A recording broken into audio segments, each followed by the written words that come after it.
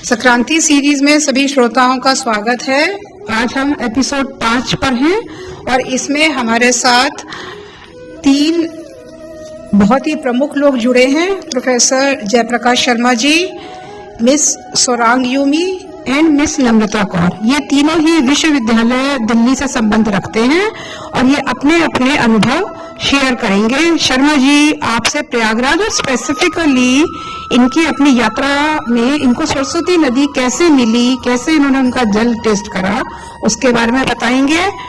Sorang Yumi हमारे यहाँ पे अरुणाचल प्रदेश की एक ट्राइब है नीशी, उससे बिलोंग करती हैं और उनका भी यहाँ पे एक फेस्टिवल होता है न्योकम, ये उसके बारे में बताएंगी। और जो हमारा तीसरे पार्टिसिपेंट है इस ग्रुप पे, वो नम्रता कौर है, वो गंगा नदी पे आपसे कुछ अपनी चंद लाइनें शेयर करेंगी।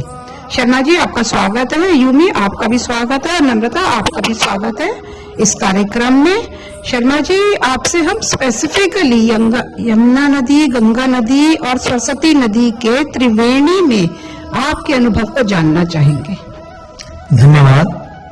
मैं अपने अनुभव आपके बीच में साझा करना चाहूँगा। जैसे आपने विषय रखा त्रिवेणी में संगम जिसको हम कहते हैं, वहाँ पर स्नान करने का महत्व।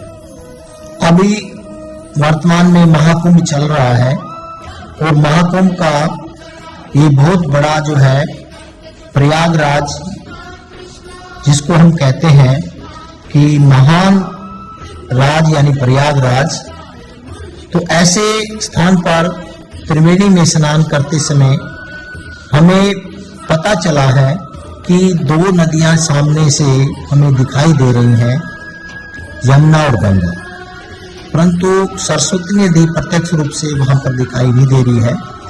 और हमें वहां पे जाने से बताया गया कि सरस्वती घाट पर हम जाएं, वहां से त्रिवेणी में जाने के लिए नाव का सहारा ले सकते हैं।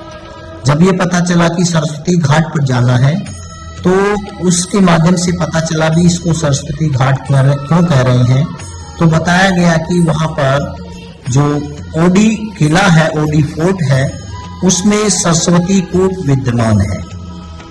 तो हमने आग्रह किया भी इस किले में हमें जाना चाहिए। और हम जब उस किले में प्रवेश किया तो हमें वहां पर सरस्वती कूप को देखने का सुअवसर मिला। वहां पर सरस्वती कूप में ऊपर से झांकने से ऊपर बंद किया हुआ है, जिसमें ट्रांसपेरेंट ग्लास लगाया हुआ है और जाली है। तो उसमें से हम देख सकते हैं सरस्वती कूप यानी सरस्वती नदी का जो जल है उस कूप में विद्यमान है। वहां दर्शन करने के बाद हमें पता चला कि भी यहाँ पर इस सरस्वती नदी का पानी जो है वो नलकूप के माध्यम से, टैप के माध्यम से जितने भी वहां में भक्तगण आते हैं वहां पे वो उस जल का सेवन कर सकते हैं। तो वहां पे हमने उस जल का सेवन किया। शर्मा जी, हमारे साथ एक दूसरी हमारी पार्टिसिपेंट हैं सोरांग यूमी, ये हमारे साथ जुड़ी हैं, अरुणाचल प्रदेश से हैं। इनका भी हम प्रकृति से रिलेटेड, नदियों से रिलेटेड इनका एक फेस्टिवल होता है योकुम, ये नीशी ट्राइब को बिलोंग करती हैं। ये अपने फेस्टिवल के बारे में शेयर करेंगी हमसे अपने विचार।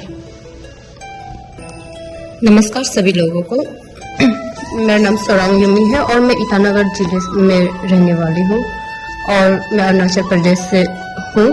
तो रही बात न्योकुम फेस्टिवल का, हमारा ये जो न्योकुम फेस्टिवल है वो नीशी ट्राइब के लोग सेलिब्रेट करते हैं। और न्योकुम का मतलब जो 2 शब्द से बनकर जुड़कर बना है। तो न्योक का मतलब होता है अर्थ मीन्स लैंड और कुम मतलब एक साथ आना। तो हम इसे ये कह सकते हैं कि न्योकुम फेस्टिवल के दौरान हम धरती के जितने भी देवी और देवता है उन्हें एक साथ इनवाइट करते हैं एक ही टाइम पे। और ये फेस्टिवल जो है बेसिकली 26 फरवरी को मनाया जाता है, बट 23 फरवरी से शुरू हो जाता है। हमें हमारे श्रोताओं के साथ आप थोड़ा सा इस फेस्टिवल को डिस्क्राइब कीजिएगा कि ये कौन सी सेलेस्टियल बॉडीज हैं, सन मून किससे रिलेटेड है ये, और कौन सी नदियों से ये रिलेटेड है, और इसमें पूजा करने से जो आपकी ट्राइब के लोग हैं वो क्या बेनिफिट ड्रॉ करते हैं।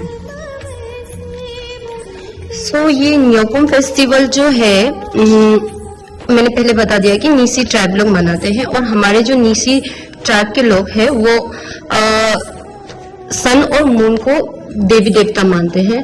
हमारे भाषा में सन को दोनी बोलते हैं और मून को पोलो बोलते हैं, तो उसको अन्य दोनी और अनो पोलो बोलते हैं। इसका मतलब है कि माँ सन, मदर जो है सन को एड्रेस करता है और फादर जो मून को एड्रेस करता है। तो ये न्योकुम के फेस्टिवल के दौरान हम उसे भी इनवाइट करते हैं, उसे ही प्रे करते हैं। पर क्या होता है कि हमारा ये मान्यता होता है कि हर चीज का कोई ना कोई मालिक होता है, जैसे कि पेड़ का हो गया, नदी का हो गया, जीव जंतु, सबका कोई अपना एक मालिक है, और उससे सबसे ऊपर सन है, मतलब सन जो है सबसे ऊपर है। तो न्योकुम जो देवता है, मतलब गॉडेसेस है, वो जो देवी, उसको हम ये न्योकुम फेस्टिवल में प्रे करते हैं सो दैट कि हमारा फसल अच्छा उगे, हमारे जो जितने भी बुरे कर्म होते हैं या फिर बुरे जो हमने जितने भी किए उसे हमें माफ कर दे, और आगे आने वाले जो फसल है, कुछ भी है, जितना है खुशहाली हमारे पास आए, उसी के लिए प्रे करते हैं। और आपकी खास नदियां कौन सी हैं जो इस फेस्टिवल से जुड़ी हुई हैं यूमी?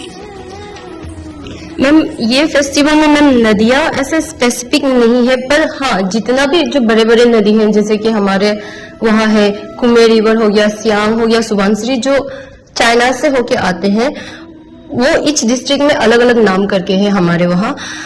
तो उसी के ऊपर भी प्रे करते हैं सो दैट कि ये जब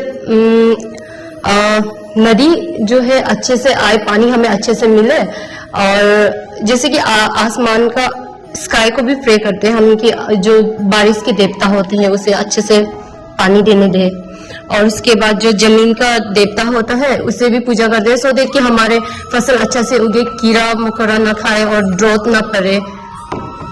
बहुत ही अच्छी जानकारी शेयर करी यूमी आपने। आप जैसे समझ ही रहे होंगे हमारे सारे श्रोतागण कि जो भी भारतवर्ष में त्योहार मनाए जाते हैं या जो भी मेजर फेस्टिवल्स होते हैं या कोई भी सेलिब्रेशन का मौका होता है, वो सभी बहुत ही ज़्यादा हमारी प्रकृति से जुड़े हुए होते हैं और 5 तत्वों से जुड़े हुए होते हैं। और बहुत ही पूरे भारतवर्ष में ये सुनने में आता है कि लोग वहाँ पत्थर को भी भगवान मान रहे होते हैं, और सभी जो भी नेचर के अंदर नदियाँ, पहाड़, नदी नाले बह रहे हैं या आकाश या ब्रह्मांड में सूरज चांद दिखते हैं, उन सभी को किसी न किसी तरीके से एक पूजा के माध्यम से उनकी रिस्पेक्ट करी जाती है। शर्मा जी, त्रिवेणी घाट के ऊपर क्या कोई चांद, सूरज, नदी, इनका क्या पूजा का कोई खास विधि है क्या? जी, त्रिवेणी पर पूजा की विशेष विधि है।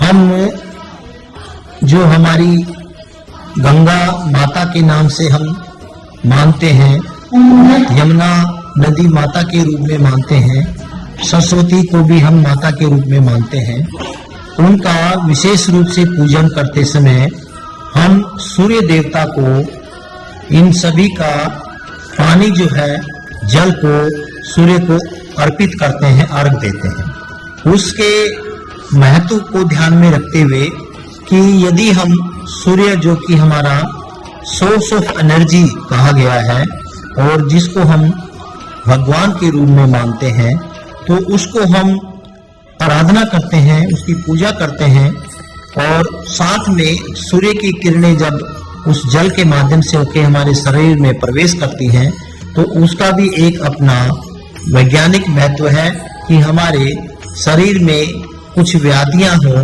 जो उसके माध्यम से नष्ट हो जाती हैं। तो सभी श्रोता जैसे समझ पा रहे होंगे, ये कार्यक्रम हमारा एक रिलेटेड है एनवायरनमेंट से, कि हमारे एनवायरनमेंट में, हमारे ब्रह्मांड में, हमारे पाताल लोक में क्या क्या चीजें हैं जिसको भारतवर्ष के कोने कोने से पूजा करी जाती है? नम्रता जी, आपका स्वागत है। धन्यवाद। आप भी थोड़ा सा अपनी 4 लाइनें सुनाइएगा गंगा जी के ऊपर। माँ गंगा पे आपका क्या विचार है? तो मेरी कविता कुछ इस प्रकार है। गंगा तट पर भीड़ बड़ी है, भक्तों की कतार लगी है। नदी किनारा जमघट भारा, जल भीतर भी खींच तनी है। लगता है वहाँ स्वर्ग लोक तक सड़क बनी है, या धर्मराज की खड़ग बड़ी है। सरता भी दुविधा में पड़ी है, बड़ा भय या भक्ति बड़ी है। गंगा तट पर भीड़ बड़ी है, दिए बुत भय खाक हो गए, मरघट गंगा घाट हो गए। प्रवाह के बंजर पाट हो गए, जल गोचर अब कहाँ खो गए। युग बदले गंगा वहीं खड़ी है, विकसित समाज सोच वहीं अड़ी है। गंगा तट पर भीड़ बड़ी है।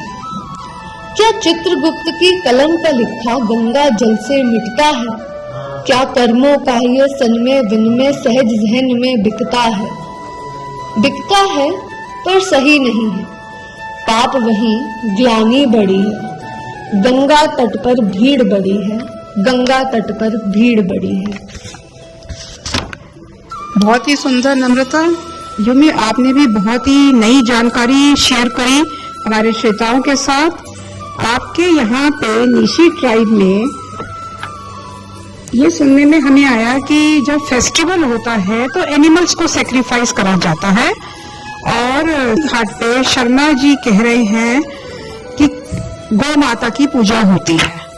तो क्या आपके यहाँ पे जो एनिमल सेक्रीफाइस है उसकी कोई जानकारी आप हमें हमारे श्रोताओं से शेयर करना चाहेंगे?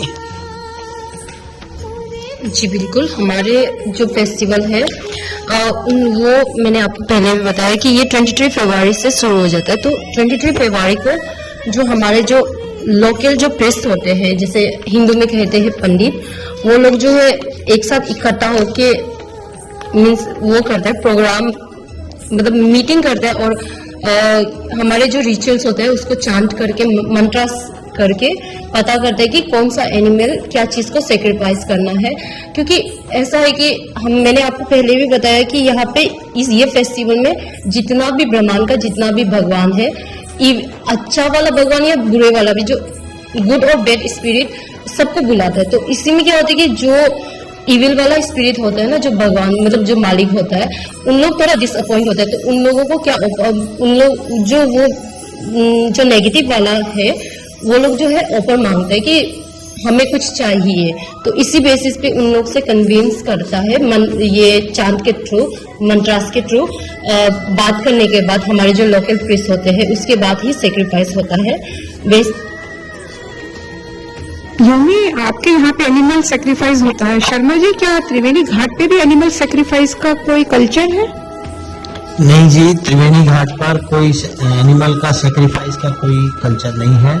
उसको वहाँ पे प्रतिपादित किया जाता है। कोई सेक्रीफाइस का वहाँ पे ऐसा वर्णन भी नहीं है और वहाँ पे अनुमति भी नहीं है। संक्रांति सीरीज के 5th एपिसोड में हमने ये सुना कि चाहे वो फेस्टिवल भारतवर्ष के किसी भी कोने में मनाया जा रहा है, उनके मनाने के तरीके अलग हो सकते हैं। From animal sacrifice to pure शाकाहारी भोजन, गंगा की पूजा करो या गंगा माँ को अर्पित करो, या कर्म से डरो या भाग्य से डरो, इस पूरे के अंदर कहीं पर भी कोई भी चीज किसी भी लेवल पे आपको आपकी प्रकृति से और ब्रह्मांड से जोड़ रही है।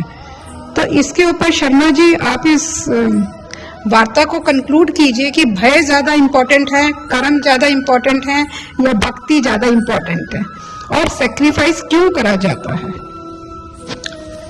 देखिए, ये आपने एक विषय रखा है कि कौन सा बिंदु हमारे लिए महत्वपूर्ण है। शर्मा जी, यहाँ पे हम आपकी पर्सनल राय पूछ रहे हैं, इसमें चैनल का या बाकी पार्टिसिपेंट्स का कोई व्यू नहीं है, या आप अपना व्यक्तिगत व्यू शेयर कीजिए।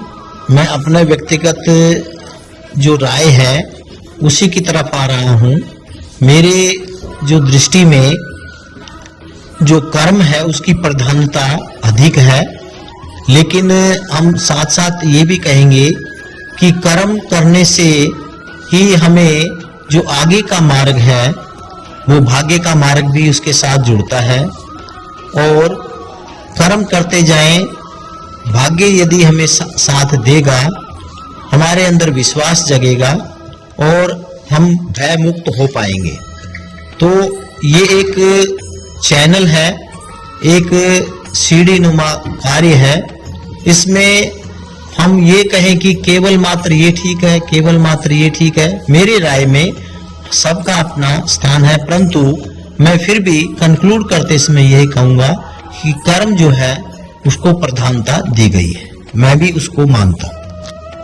बहुत ही सुंदर विचार शर्मा जी ने अपने व्यक्तिगत विचार शेयर करे। नम्रता जी, आप चित्रगुप्त की लेखनी और गंगा माँ की पूजा, इस पे थोड़ा विचार डालिए। आप कहना क्या चाह रही हैं?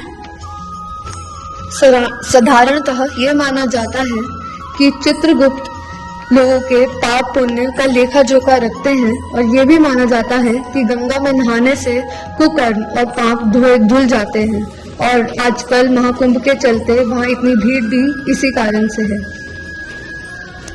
अच्छा विचार रखा सभी लोगों ने अपना। यूमी ने हमारे साथ एक एक्सक्लूसिव इंफॉर्मेशन शेयर करी है नीसी ट्राइब के ऊपर और न्यूकुंभ फेस्टिवल के ऊपर। अरुणाचल प्रदेश से ये बिलोंग करती है और वहाँ की ट्राइब की बहुत ही एस्टेब्लिश्ड मेंबर है।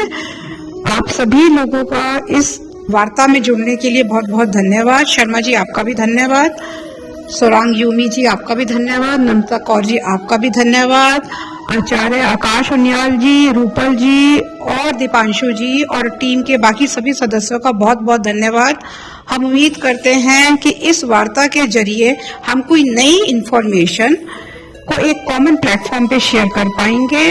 संक्रांति सीरीज के एपिसोड 5 को हम यहीं समाप्त करते हैं। आपसे शीघ्र ही दोबारा किसी विषय पे चर्चा में दोबारा जुड़ेंगे। आप सभी का धन्यवाद। सभी लोग सुख समृद्धि से रहें, खुश रहें और अपने आप को भी संभालें, अपने परिवार को भी संभालें। भारतवर्ष में सभी लोग तरक्की करें, प्रसन्न रहें और विश्व में शांति हो। आप सभी का एक बार फिर से धन्यवाद। Thank you so much.